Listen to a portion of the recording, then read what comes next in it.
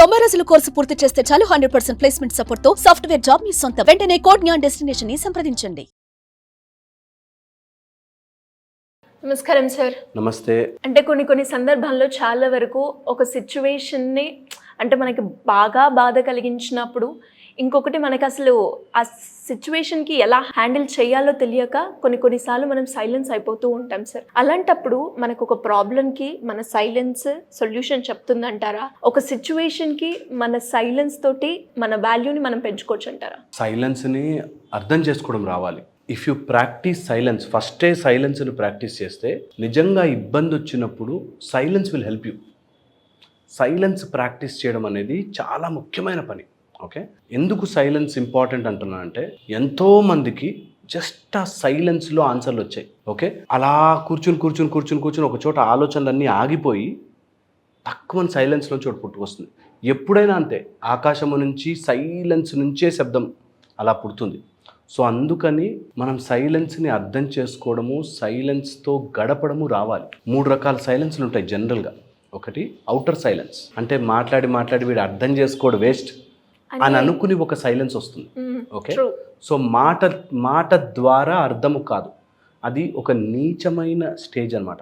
అంటే ఎవరైనా ఏదైనా చెప్తుంటే అర్థం చేసుకోలేని పరిస్థితులు ఎవరైనా ఉన్నారంటే అది ఒక నీచ రకమైన స్టేజ్ అంటారు. దాన్ని దాటి పైకి వెళ్తే అంటే కొన్నిసార్లు వీళ్ళని ఎక్స్ప్లెయిన్ చెయ్యలేము అన్నప్పుడు సైలెంట్ అయిపోయింది కాక ఇన్నర్ సైలెన్స్ ఒకటి ఉంటుంది. ఇన్నర్ ప్రశాంతతలో థాట్స్ అండ్ ఎమోషన్స్ వచ్చి ఒక నిస్పృహలో ఆగిపోతాం.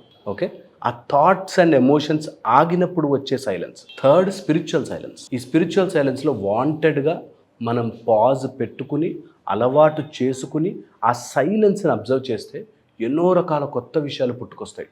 ఎందుకంటే సైలెన్స్ ఎంత సైలెంట్గా ఉంటే అంత పరమాత్మకి దగ్గర అవుతూ ఉంటాము అంటారు. లోపల కూడా చాలా మదన నడుస్తుంటుంది కదా, టాకింగ్. దాన్ని ఎంత సైలెంట్ చేసుకోగలిగితే అన్ని ప్రాబ్లమ్స్కి సొల్యూషన్ వస్తాయి. ఎప్పుడైనా ఇది ప్రాక్టీస్ చేసి చూడండి. పెద్ద గొడవ, బిగ్ గొడవ, జస్ట్ బికమ్ సైలెంట్.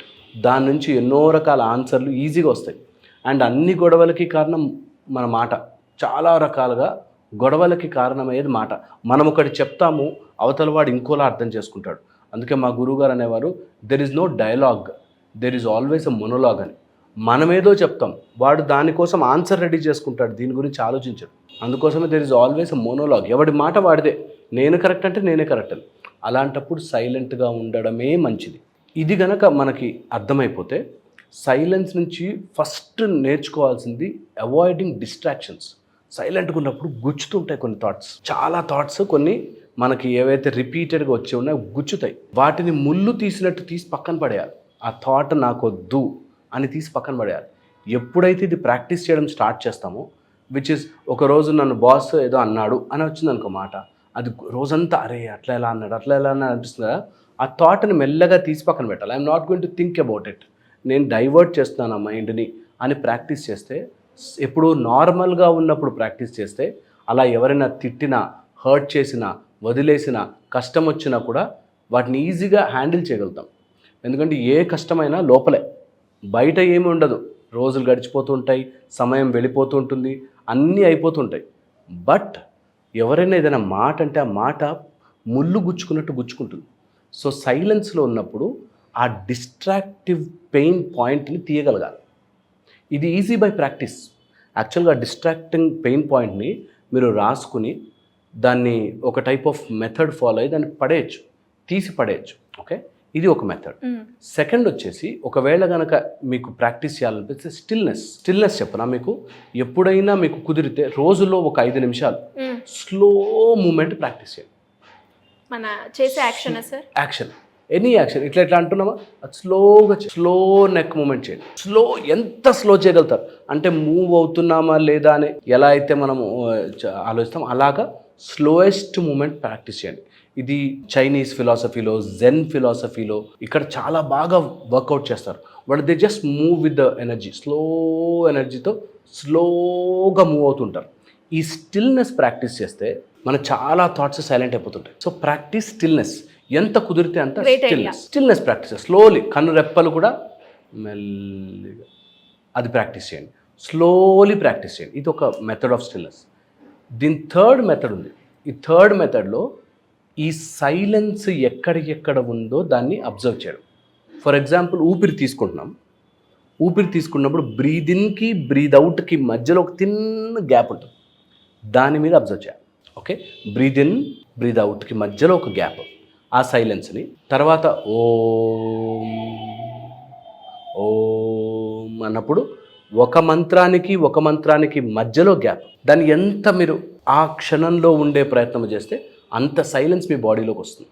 ఓకే, ఇది సెకండ్ మెథడ్, మంత్ర మధ్యలో గ్యాప్. థర్డ్ మెథడ్ అంటే ఇనీషియల్గా బిగినింగ్లో ఎవరైనా ఉంటే వాళ్ళు చేయాలి అనుకుంటే పొద్దున్నే సన్ లైట్ రాకముందు చీకటిగా ఉన్నప్పుడు ఆ మధ్యలో గ్యాప్ని పట్టుకోవాలి. ఓకే, పొద్దునే సపోజ్ రేపు పొద్దున సూర్యాస్తమయము 6:02 అని ఉందనుకో, 5:45కి వెళ్ళి కూర్చోండి. జస్ట్ అబ్జర్వ్ ఎప్పుడు టక్కున లైట్ పెరుగుతుంది, ఆ మధ్యలో గ్యాప్, ఆ థిన్ లైన్ ఉంటుంది, వేరే వస్తోంది లైట్ వస్తుంది, టక్మన్ మొత్తం లైట్ వచ్చేసింది. అలాగా గ్యాప్ని అబ్జర్వ్ చేయడం. ఆర్ ఎక్కడైనా చుక్క వాటర్ పడుతుంటే ఆ వాటర్ డ్రాప్కి మధ్యలో గ్యాప్ అబ్జర్వ్ చేయడం. ఇలాంటి చిన్న ప్రాక్టీసెస్ వల్ల స్టార్టింగ్లో ఎవరైనా బాగా మదన పడుతున్నారు, రగిలిపోతున్నారు, థాట్స్ మీద థాట్స్ వస్తున్నాయి, ఇలాంటి చిన్న ప్రాక్టీసెస్ చేయొచ్చు. ఓకే, ఇక ఫైనల్ 4th పాయింట్ చెప్పి ఎండ్ చేస్తాను. 4th పాయింట్ ఏంటంటే, ఒకవేళ మీరు ఎప్పుడైనా ఏదైనా చెప్పాలి అనుకుంటే మొత్తము పాయింట్ని ఒక సింగిల్ మాటలో చెప్పి వాళ్ళు ఏం మాట్లాడుతున్నారో వినకుండా మీరు బెయిన్ సైలెన్స్, వాళ్ళు ఎలాగైనా తీసుకునేయండి, నా పాయింట్ నేను చెప్పేస్తాను అంతే. అవతల వాడి ఆన్సర్ ఏంటి దాన్ని నేను అర్థం చేసేసుకుని నేను నిజం అనుకున్న పాయింట్, సత్యముని నమ్మి ధర్మ మార్గంలో ఒక మాట, అది నేను చెప్పాలి అనుకున్నాను, నువ్వు చేసింది తప్పు, ఇలా చేయకుండా ఉండాల్సింది అనుకోండి. వాడు ఎంత హర్ట్ అవుతాడు, వాడు కొడతాడా, తిడతాడా, అరుస్తాడా అనవసరం, నేను ఈ పాయింట్ చెప్పాలనుకున్నాను చెప్పి సైలెంట్ అయిపో. That will give you enormous strength. ఇది గనక నిజంగా తెలుసుకుని ప్రాక్టీస్ చేయగలిగితే నిశ్శబ్దం నుంచి ఒక స్టేజ్ వచ్చాక పెద్ద వాళ్ళు చెప్పడానికి ఏముండదు, బికాజ్ అర్థం చేసుకునేవాడు ఉండడు. ఎవడికో అర్థం చేయించుకోవాలని ట్రై చేసిన రోజులు మాటలు మిగులుతాయి, నిజంగా అర్థం కాదు. మా దగ్గరకు వచ్చేవాళ్ళు చాలామంది క్వశ్చన్స్ అడిగి ఈయన ఏం చెప్పడు అంటే, చెప్తా అంటే కూర్చుంటారు. ఒక 10 రోజులు 15 రోజులు అయ్యాక they will know the answer. మనకు తెలియాల్సిన అవసరం లేదు, ఎంత వెతుకుతూ ఉంటే అన్ని క్వశ్చన్స్ వస్తాయి. అందుకని సైలెన్స్ని, నిశ్శబ్దాన్ని నిజంగా అర్థం చేసుకోవడం వస్తే నిశ్శబ్దంలో చాలా ఉన్నాయి. శబ్దమే కాదు, నిశ్శబ్దంలో కూడా ఒక మాట ఉంటుంది, సౌండ్ ఉంటుంది. వర్డ్స్ ఆఫ్ సైలెన్స్ అని నిశ్శబ్దంలో ఉన్నప్పుడు భగవంతుడే మాట్లాడతాడు. So maybe you should try all this. డెఫినెట్గా సార్. నిజంగా చాలామందికి కూడా ఈ సైలెన్స్ వీడియో అనేది ఎన్నో రకాలుగా ఉపయోగపడుతుందని నాకు అనిపిస్తుంది. టు బి ఫ్రాంక్, మీరు చెప్పిన ఈ 3-4 టెక్నిక్స్ ఏవైతే ఉన్నాయో ఒకరికి ఒకటి పనిచేస్తుంది, ఇంకొకరు పనిచేస్తుంది. బట్ ఖచ్చితంగా వాళ్ళకి ఏదైతే ప్రాబ్లం, అది రిలేషన్షిప్లోనే కావచ్చు, లేదంటే నాకు సొల్యూషన్ దొరకాలి అనుకునే వాళ్ళకి కూడా మీరు చెప్పిన ఈ 4 కనుక ఖచ్చితంగా పాటిస్తే డెఫినెట్గా ఆ సొల్యూషన్ దొరుకుతూ ఉంటుంది. ఏ కష్టమైనా కానీ ఇక్కడ సైలెంట్ అయిపోయి దొరుకుతున్నాను డెఫినెట్గా. అండ్ లాస్ట్గా మీరు అన్నారు సార్, మీరు కన్వే చేయాలి, బికాస్ మనకు ఉంటుంది నేను కన్వే చేయాలని, కానీ కన్వే చేసిన తర్వాత answer what ever it may be, అది బాగా పనిచేస్తుంది. అది కనుక మనము ఐస్ని, నోస్ని అన్నిటినీ కంప్లీట్గా బ్లైండ్గా పెట్టుకొని కనుక మనం ఉంటే ఖచ్చితంగా మనం కన్వే చేసినట్టు ఉంటుంది, వాళ్ళ రియాక్షన్తో మనకి సంబంధం లేదు. సూపర్, గ్రేట్ ఐడియా సార్, నాకు చాలా నచ్చింది. నేను ఈసారి నుంచి ఖచ్చితంగా ఫాలో అవుతాను. Thank you sir, thank you so much. Suman టీవీలో మీ పర్సనల్ అండ్ బిజినెస్ ప్రమోషన్స్ కోసం కింది నెంబర్కి కాంటాక్ట్ చేయండి.